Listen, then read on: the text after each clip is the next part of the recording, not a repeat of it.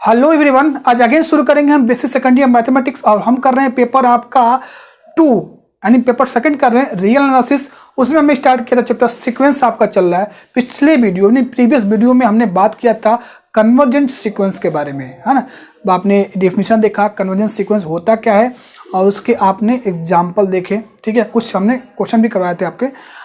तो आज हम क्या करेंगे, आज कन्वर्जेंट सीक्वेंस से रिलेटेड जितने थ्योरम होते हैं सिर्फ एक वीडियो में हम कवर करेंगे और पूछे जाते हैं आपके एग्जाम में, ये पूछे जाते हैं, हाँ ठीक है। और जब हायर मैथमेटिक्स में आप जाएंगे तो इसका हम यूज करने वाले हैं, ठीक है। तो उन्हीं थ्योरम को आज हम कंप्लीट इस वीडियो में करेंगे, ठीक है। नेक्स्ट वीडियो में आपका डाइवर्जेंट और ऑसिलेटिंग सीक्वेंस जो आएगा, ऑसिलेटिव सीक्वेंस आएगा, उसके कुछ एग्जाम्पल क्वेश्चन भी नेक्स्ट वीडियो में देखेंगे। लेकिन अभी इस थ्योरम में इस वीडियो में हम केवल थ्योरम करेंगे कन्वर्जेंट सीक्वेंस से, ठीक है।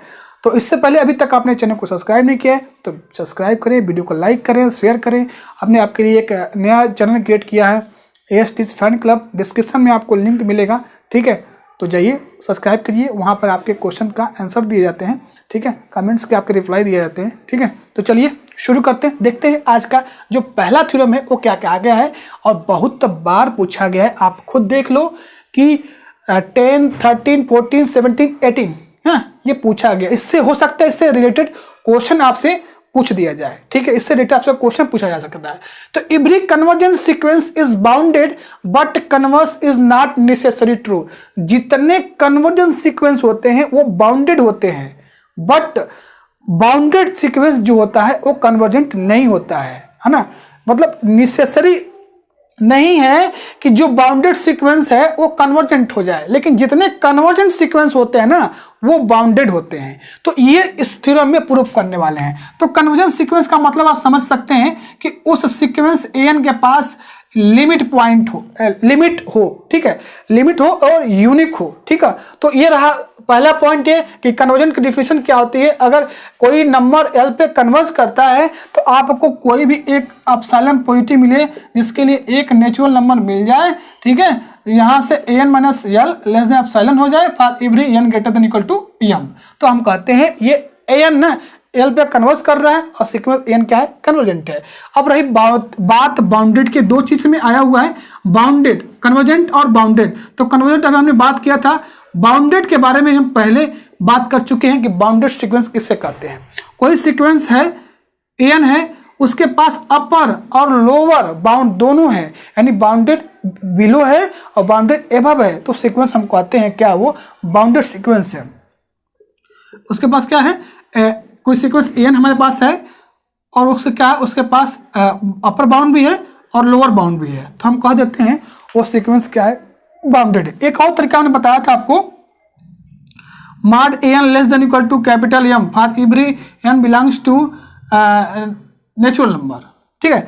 मतलब ये कि अगर कोई सीक्वेंस है, ये इसका मीनिंग भी वही है, ठीक है। तो हमने बाउंडेड डिफिनेशन, ये कोई एक आपको रियल नंबर m ऐसा मिल जाएगा जो इस सीक्वेंस के हर टर्म के लिए क्या हो, उसका जो मॉडुलस हो, इस फिक्स, मतलब जो रियल नंबर आपको मिलेगा m एग्जिस्ट कर जाए, इससे क्या हो, या तो उसके इक्वल हो या तो लेस हो, उसका सीक्वेंस का जो मॉडुलस है, ठीक है। तो बाउंडेड की डिफिनेशन ये एक्चुअल में ये भी यही है, देखिएगा ना। तो आपको ये भी आपको मिलेगा अपर और लोअर बाउंड। तो इस थ्योरम में आपको क्या क्या पता होना चाहिए, कन्वर्जेंट की डिफिनेशन पता होना चाहिए और बाउंडेड की। अब इसमें इसका कन्वर्स पार्ट है, मतलब कोई जरूरी नहीं है कि जो बाउंडेड सीक्वेंस है उसके वो कन्वर्जेंट हो, लेकिन जितने कन्वर्जेंट सीक्वेंस होंगे वो बाउंडेड होंगे, ये तो क्लियर है, ठीक है। तो चलिए इस थ्योरम को हम प्रूव करते हैं, ठीक है। आप दो चीजें देख लीजिएगा। अगर आपको अभी तक वीडियो आपने नहीं देखा है तो कन्वर्जेंट सीक्वेंस भी बताया जा चुका है और बाउंडेड सीक्वेंस तो बहुत पहले बताया जा चुका है, लेक्चर 1, 2, 3 में आपको मिल जाएगा। तो वहां से जाकर अपना कंसेप्ट क्लियर कर लीजिए। अब चलिए इस थ्योरम को हम कंटिन्यू करते हैं। तो देखिए इसमें प्रूफ कैसे करेंगे। सबसे पहले आपको क्या करना है, एक कन्वर्जेंस सीक्वेंस के लिए एक कन्वर्जेंस सीक्वेंस द्वारा हमको दिखाना क्या है कि every convergence sequence is bounded but converse is not true, ठीक है। तो हम सबसे पहले हम क्या करना है, हमें एक सीक्वेंस an लेते हैं जो L पे कन्वर्ज करता है, जिसके लिए एप्सिलॉन हमने क्या चूज कर लिया, 1 चूज कर लिया। एप्सिलॉन क्या होता है, डिफिनेशन में तो यही कहता है ना, epsilon for every epsilon greater than 0, है ना। तो हमने इस केस में हमने क्या किया, एप्सिलॉन को 1 ले लिया, जो पॉजिटिव नंबर एक है आपका। तो let an be be a convergent sequence, मान लेते हैं कि जो एन है एक हमारा कन्वर्जेंट सीक्वेंस है, वो एल पे कन्वर्ज कर रहा है।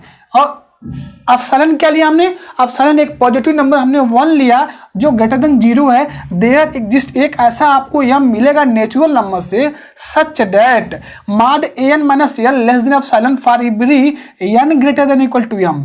तो यहाँ से एप्सिलॉन हमने क्या चूज किया हुआ है, आप डिफिनेशन में तो यही कहा जाता है ना कि आप कोई भी एक पॉजिटिव नंबर ले सकते हैं, ठीक है। तो हमने क्या लिया था, 1 ले लिया यहाँ पर। तो यहाँ से क्या एप्सिलॉन जगह पर 1 रख देंगे। अब मैं आपको याद होगा फर्स्ट लेक्चर में मैं इसको ओपन करके आपको दिखाया था कि n minus l less than epsilon की मीनिंग क्या होती है ना। एन जो क्या करता है, एन जो है मैं सीक्वेंस का जो टर्म एन है वो एल के नेबरहुड में क्या करता है, लाइज करता है। इसका मीनिंग, इसका मैंने ओपन करके आपको दिखाया था। तो क्या होता है इसका, एल माइनस एप्सिलॉन।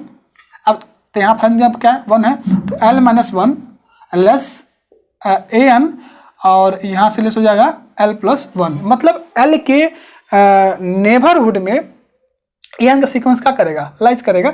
हाँ ठीक है, जितने टर्म होंगे, जो अगर हमने एप्सिलॉन 1 लिया है तो एक ऐसा आपको यम मिल जाएगा, क्या करेगा वो यम या यम से बड़ा सीक्वेंस के जितने भी टर्म होंगे एल के नेबरहुड में क्या करेंगे, लाइज करेंगे। तो देखेंगे यहाँ से आप देख सकते हैं कि ये क्या कर रहा है, यहाँ पर एन क्या कर रहा है, इस एल के नेबरहुड में क्या कर रहा है, लाइज कर रहा है। एक आपको यम मिल जाएगा ऐसा या एम से बड़ा, ठीक है।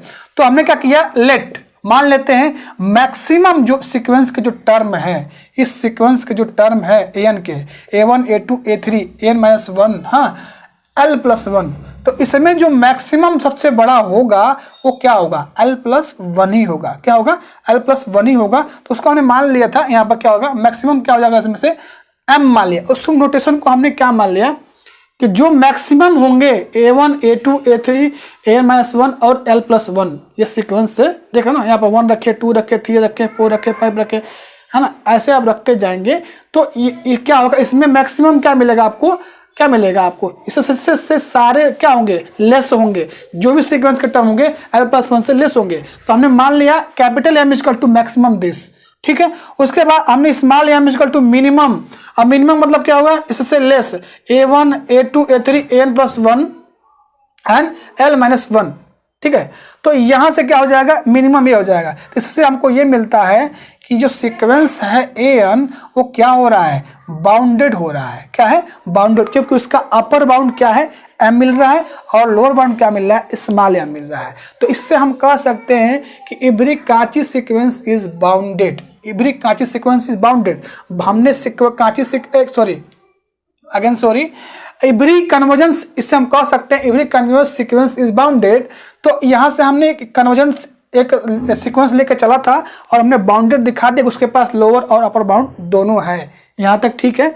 हाँ, अब इसका कन्वर्स पार्ट देखते हैं। कन्वर्स पार्ट में क्या करेंगे हम, but converse is not true में एक हम काउंटर एग्जाम्पल आपको देते हैं कि बाउंडेड होगा लेकिन वो कन्वर्जेंस सीक्वेंस नहीं है। जी बिल्कुल, सीक्वेंस an इज टू ले लेते हैं -1 के power n। Sequence this is, यहाँ से क्या होगा, an is bounded sequence an -1 के पावर n क्या होता है, बाउंडेड सीक्वेंस होता है, but it is not convergent sequence. समझ में आ रहा है।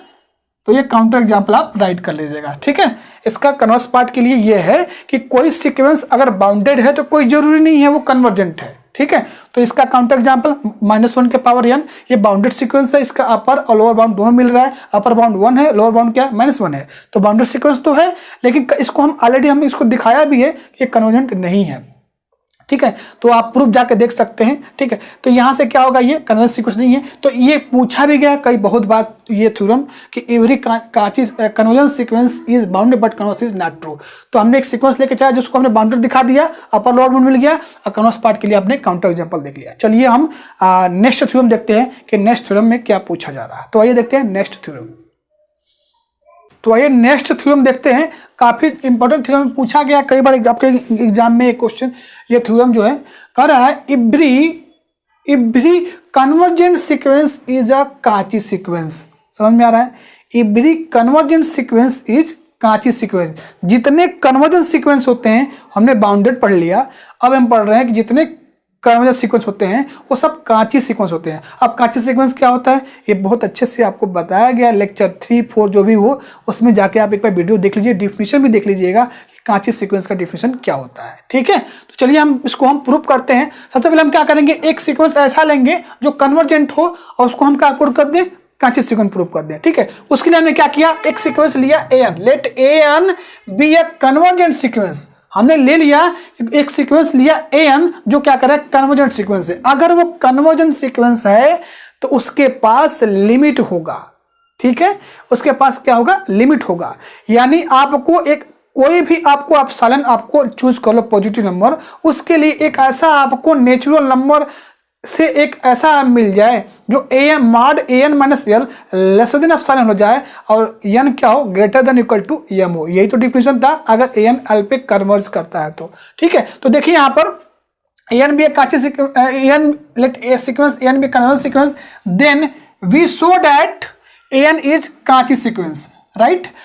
हम an को मान लिया कि कन्वर्जेंट सीक्वेंस है, अब प्रूव करना है कि कांची सीक्वेंस है। तो कांची सीक्वेंस की डिफिनीशन यही तो था ना कि अगर कोई सीक्वेंस an है उसे हम कांची सीक्वेंस कब बोलेंगे। कांची सीक्वेंस की डिफिनीशन क्या था, कोई सीक्वेंस को हम an को कब बोलेंगे कि वो कांची सीक्वेंस है, इसको कब बोलेंगे कांची सीक्वेंस है। आपको कोई भी आप पॉजिटिव नंबर ऐसा आपको मिल जाए एप्सिलॉन, आपको कोई for every epsilon greater than 0 there exist एक यम आपको नेचुरल नंबर से मिल जाए such that mod an minus am less than epsilon for every n greater than equal to m। ये आपको डिफिनीशन बताया जा चुका है, कांची सीक्वेंस की डिफिनीशन पहले बताया जा चुका है। तो हमें an कन्वर्जेंट सीक्वेंस मान लिया है, उसको हमें प्रूव करना है कांची सीक्वेंस है। तो हमने क्या किया, let epsilon greater than 0 be a given. मान लेते हैं कि कोई एक एप्सिलॉन है जो क्या है, ग्रेटर देन 0 है। सिंस an इज कन्वर्जेंट, क्या हुआ, an क्या है, हमें क्या माना है, कन्वर्जेंट बना है। तो आपको एक ऐसा पॉजिटिव एप्सिलॉन मिल जाएगा। Since an is convergent then for epsilon by 2 greater than 0 there this set of natural number से एक n0 आपको ऐसा मिलेगा such that mod of an minus l less than epsilon for every n greater than n0। मतलब ये कह रहा है कि अगर मान लीजिए ये हमारा कोई सीक्वेंस an है और a1 a2 है ना, ये हमारा आपको यहाँ पर l पे कन्वर्ज करता है। हमने क्या चूज करते थे कि कोई एक हम एप्सिलॉन चूज करते थे जिसको उसके नेबरहुड में, यानी l माइनस एप्सिलॉन और l प्लस एप्सिलॉन, एक आपको पॉजिटिव इंटीजर यानी नेचुरल नंबर से मिल जाता था जिसके सीक्वेंस के बाद के सारे टर्म अगर इसके नेबरहुड में लाइज करते हैं, यानी कंटेंट इनफाइनाइट कंटेंट करते हैं हर यानी कि हर इनफाइनाइट वैल्यू के लिए, तो हम कहते थे कि l इसका क्या है, लिमिट ऑफ सीक्वेंस है। यानी ये क्या है, n जो है l पे कन्वर्ज करेगा। ठीक है, तो अगर हम एप्सिलॉन बाई 2 लेते हैं तो अभी ये क्या है, पॉजिटिव नंबर ही तो है। ठीक है, एप्सिलॉन बाई 2 इसमें ले लिया कि हम सीक्वेंस को अगर कांची प्रूव करना है तो हमने यहाँ एप्सिलॉन क्या चूज कर लिया, एप्सिलॉन बाई 2 चूज किया, ग्रेटर देन 0 देयर एग्जिस्ट एक n0 आपको कहीं यहीं मिलेगा जिसके लिए सीक्वेंस का हर टर्म n0 से बड़ा जितने भी टर्म होंगे, मतलब यहाँ पे आपने n0 लिया, अब इसके बाद के जितने भी सीक्वेंस के टर्म होंगे उससे अगर इस l से अगर हम उसका डिफरेंस का मॉडुलस निकालें तो इस पॉजिटिव नंबर एप्सिलॉन बाई 2 से क्या होगा, लेस होगा, है ना। ये तो कन्वर्जेंट की डिफिनीशन है for every n greater than n0। ठीक है, इसको आप इक्वेशन फर्स्ट कर लें, राइट। अब देखेंगे ना, if we take any natural number. अब देखिए, अब इस n0 के बाद एक और हमने n0 के बाद n0 से बड़ा हमने क्या कर लिया, एक यहाँ पर कोई m नेचुरल नंबर ले लिया, मिलेगा n0 के बाद से कोई ना कोई एतबार नेचुरल मिलेगा। हमने ले लिया कि m बड़ा है n0 से, वी हैव, तो उसके लिए भी क्या करेगा, वो सेटिस्फाई करेगा ये कंडीशन, क्योंकि क्या कहा गया, कन्वर्जेंट डिफिनीशन नहीं होता है, एक आपको ऐसा मिल जाए नेचुरल नंबर से n0 मिल जाए, या हमने यहाँ पर n0 लिखा, हमने डिफिनीशन में m लेके चला हुआ है तो कोई दिक्कत नहीं है। तो n0 के बाद से सीक्वेंस के जितने भी टर्म होंगे, समझ रहे हैं मैं क्या बोल रहा हूँ, ये लाइन बहुत इंपॉर्टेंट है, इसको देखिएगा ध्यान से आप। ठीक है, यहाँ पे देखिए इसको, इसमें कहा यह जा रहा है कि n0 के बाद से सीक्वेंस के जो भी टर्म होगा, अगर l उसका लिमिट पॉइंट है यानी l उस पर कन्वर्ज करता है तो उसमें से माइनस करते हैं तो इस एप्सिलॉन बाई 2 से क्या होता है, लेस होता है अकॉर्डिंग टू डिफिनीशन। समझ रहे हो मैं क्या बोल रहा हूँ? तो इक्वेशन नंबर 2 यहाँ पर आप कर लीजिए। डिफिनीशन आप कन्वर्जन जाके देखेंगे तो आपको क्लियर हो जाएगा कि इस नंबर के बाद से जो भी नंबर होगा उसमें से अगर यल क्या है, लिमिट है सीक्वेंस का, तो इसमें माइनस करने पे उसका मॉडुलस निकालें तो ये क्या हो जाएगा, एप्सिलॉन बाई 2 से छोटा ही होगा। ठीक है, हम आपको एग्जाम्पल भी करके न्यूमेरिकली भी बताए हैं। तो अब हम क्या करते हैं, दो कोई नेचुरल नंबर लेते हैं जो इस n0 से, सपोज यहाँ से n0 है, n0 के बाद से दो नंबर हमने ले लिया, दो नंबर ले लिया n0 के बाद से सीक्वेंस के, any natural number n comma m comma n greater than n0 we have. हाँ, तो हमने क्या कर दिया, यहाँ से दो ले लिया, लेकिन हमने am माइनस an कर देंगे, an माइनस am कर दिया हमने, तो इसको थोड़ा सा हम l माइनस कर देंगे और प्लस कर देंगे। ठीक है, अब ये मॉडुलस की प्रॉपर्टी से हम क्या कर देंगे, इक्वल है तो ये जब ओपन होता है तो मॉड a प्लस बी क्या होता है, less than equal to mod a plus mod b होता है। तो यहाँ से हमने कर दिया, इसको भी ओपन कर दिया, plus mod l minus an कर देंगे। अब ये प्लस आप पहले लिखें चाहे लास्ट में, कोई अंतर नहीं करता है, an माइनस l लिखें चाहे l माइनस an लिखें, पॉजिटिव वैल्यू देगा। यहाँ से अब मिल जाएगा an माइनस l क्या है इक्वेशन 2 में हमारा, एप्सिलॉन बाई 2 है, an माइनस l क्या है इक्वेशन फर्स्ट में, एप्सिलॉन बाई 2 है। तो यहाँ से हम कर देंगे तो ये क्या मिल जाएगा, दोनों को जब आप ऐड करोगे तो ये मिल जाएगा, एप्सिलॉन मिल जाएगा।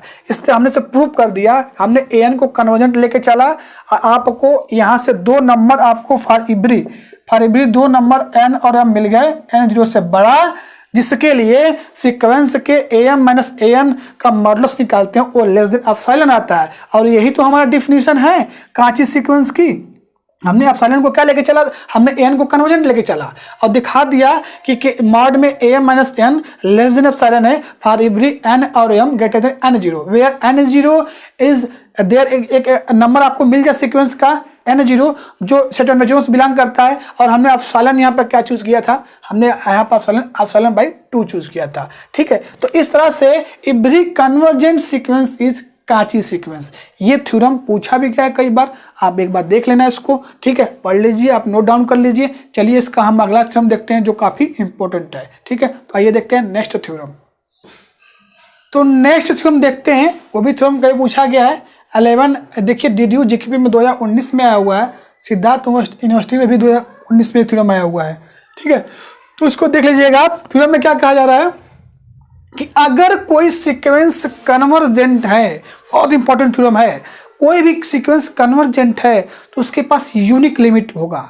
बस इस थ्योरम में ये कहा जा रहा है कि अगर सीक्वेंस कोई कन्वर्जेंट है तो उसके पास एक लिमिट पॉइंट होगा, लिमिट होगा, ओनली वन लिमिट होगा, यूनिक लिमिट होगा। कोई सीक्वेंस कन्वर्जेंट है, अगेन सुनिए, कोई सीक्वेंस कन्वर्जेंट है, ये डिस्कार्ड करने का भी एक सबसे बड़ा एक एग्जांपल है कि अगर कोई सीक्वेंस कन्वर्जेंट है तो उसके पास एक ही लिमिट होगा। ठीक है, तो the limit of convergent sequence is unique, यानी कन्वर्जेंट सीक्वेंस के पास जो लिमिट होगा यूनिक होगा। या अथवा में आप देख सकते हैं क्वेश्चन को, a convergence sequence can have at most one limit, है ना। तो अगर कोई सीक्वेंस है उसके पास दो लिमिट पॉइंट है, यानी दो लिमिट हो रहा है, लिमिट ऑफ सीक्वेंस एक से ज़्यादा हो रहा है, तो हम कहेंगे कन्वर्जेंट नहीं है। तो कैसे इसको प्रूव करेंगे, हम क्या करेंगे, कंट्राडिक्शन लेके चलेंगे। हम पहले मान लेंगे, कैसे प्रूव करेंगे, इसमें हम एक सीक्वेंस n कंसीडर करेंगे, जिसके हम कंसीडर कर लेंगे कि उसके पास दो लिमिट पॉइंट है, यानी उस सीक्वेंस का दो लिमिट है। ठीक है, और मान के चलते हैं अगर लास्ट में और जो दो लिमिट आपने अलग अलग लिया हुआ है, दो डिफरेंट लिया हुआ है, वो क्या हो जाए, जाके इक्वल हो जाए, तो हम कह देंगे ना कि जो कोई भी कन्वर्जेंस सीक्वेंस है तो उसके पास लिमिट पॉइंट जो होगा वो यूनिक ही होगा। ठीक है, तो कैसे प्रूव करेंगे देख लीजिएगा। ये 2019 में आया, सिद्धार्थ यूनिवर्सिटी में भी आया हुआ है और DDU GKP में भी आया हुआ है। तो कैसे प्रूव करेंगे, let limit of the sequence an is sequence, यहाँ पर an लिख लें तो और बेटर होगा, an is not unique. The let मान लेते हैं कि इसका लिमिट जो है यूनिक नहीं है, हम मान लेंगे कि let L1 and L2 are the limit of sequence an। हम दो लिमिट लेके चलें और दोनों को अगर इक्वल दिखा देते हैं तो प्रूफ हमारा हो जाएगा। यही ना है कि अगर दो डिफरेंट लिमिट हमें लिया सीक्वेंस के का और लास्ट में जाके हम दोनों इक्वल दिखा दें तो हम कहते हैं बस एक ही मिला था बस। ठीक है, तो देखिए यहाँ पर, तो अब अगर सीक्वेंस का L1 L2 लिमिट पॉइंट है यानी लिमिट है तो कन्वर्जेंट की जो डिफिनेशन है उसको सेटिस्फाई करनी पड़ेगी। तो क्या था डिफिनेशन यहाँ पर, let epsilon greater than 0, let epsilon greater than 0 since L1 is limit of sequence an। अगर L1 L2 लिमिट है सीक्वेंस an का तो क्या सेटिस्फाई करना चाहिए, वो डिफिनेशन सेटिस्फाई करना चाहिए। यानी देन फॉर, हमने यहाँ पे L/2 क्यों लिया, क्योंकि दो लिमिट हमने लिया ना, हमने क्या लिया, तो यहाँ हमने एप्सिलॉन ग्रेटर देन 0, यहाँ हम चूज कर रहे हैं एप्सिलॉन में क्या चूज रहे हैं, एप्सिलॉन/2 चूज कर रहे हैं ग्रेटर देन 0, तो आपको एक नेचुरल नंबर m1 मिलेगा, नेचुरल m1 मिलेगा जिसका मॉडुलस यानी उस m1 के बाद से सीक्वेंस m1 के, ध्यान से देखिएगा यहाँ पर मैं आपको एक बार बता देता हूँ, ये हमारा सीक्वेंस A1 A2 और ये हमें यहाँ पर मिल गया m1 मिल गया।